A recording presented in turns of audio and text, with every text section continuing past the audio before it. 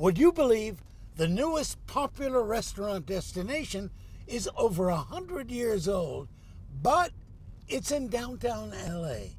Is it worth the drive? Next time you drive into downtown LA, take a look up. The city's becoming Manhattanized. Downtown is still one of the hottest real estate markets in the world. But deep inside that skyline, tremendous energy. Delicious food from around the world is cooking. Big crowds of people are eating here and enjoying it. What are you having? The shrimp ceviche tostada. Welcome to the Grand Central Market, LA's year-round festival of food. More than 30 different small restaurants are serving many ethnic delights at reasonable prices.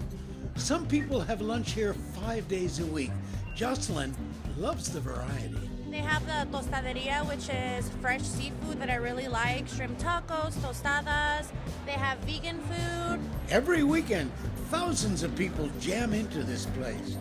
Some busy working families come here on Saturday or Sunday just to enjoy their only family meal together. For the many millennials and next-gen types who have moved into downtown, the market has become a popular spot to take a date. Sort of a mating place where people share food. Are you dating here or mating here? Don't tell Phil. She's not convinced that she's my wife, but I'm working on it. Couples can come back again next week and share something new.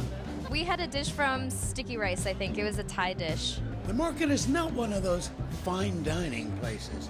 It's just good tasting, good looking street food. The most popular vendor here is Egg Slut, which started life as a food truck. Now people wait online for an hour just to taste the egg specialties.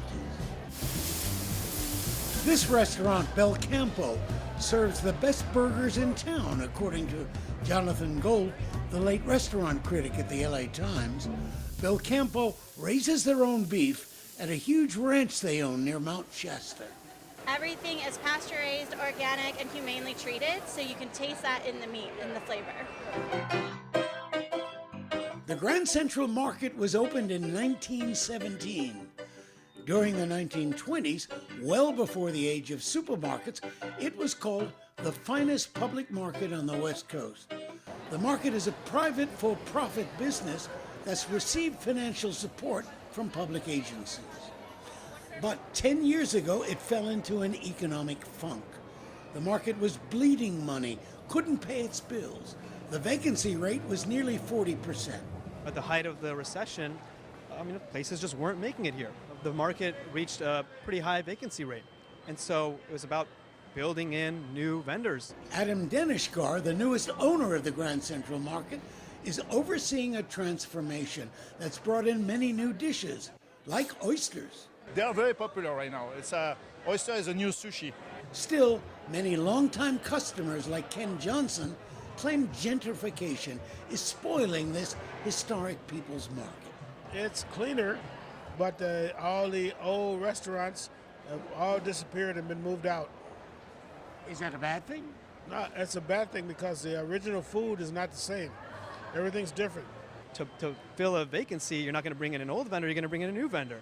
And eventually, enough new vendors were brought in to really bring this place back up to the position it should be in. One of the new vendors, Horse Thief Beef, has become a sensation. It was started by a couple of college students from Texas. We make authentic Texas-style barbecue in the style of the Hill Country, and it takes 3 days to make our brisket, and we smoke it for 18 hours overnight. Good?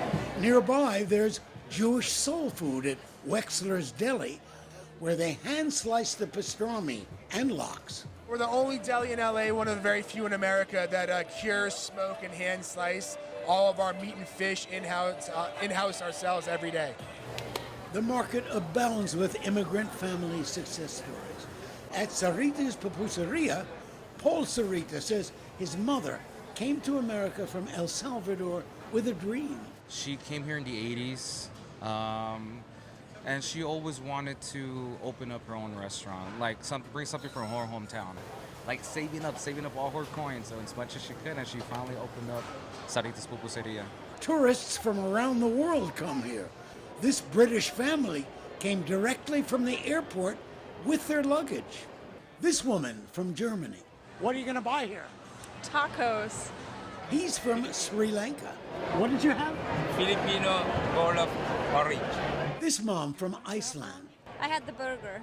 Having survived hard times in this century-old building, the Grand Central Market is a place where immigrant street food has become part of LA's melting pot. Finally, my own personal favorite is the seafood at La Tostaderia, where the star attraction is tostada mixta.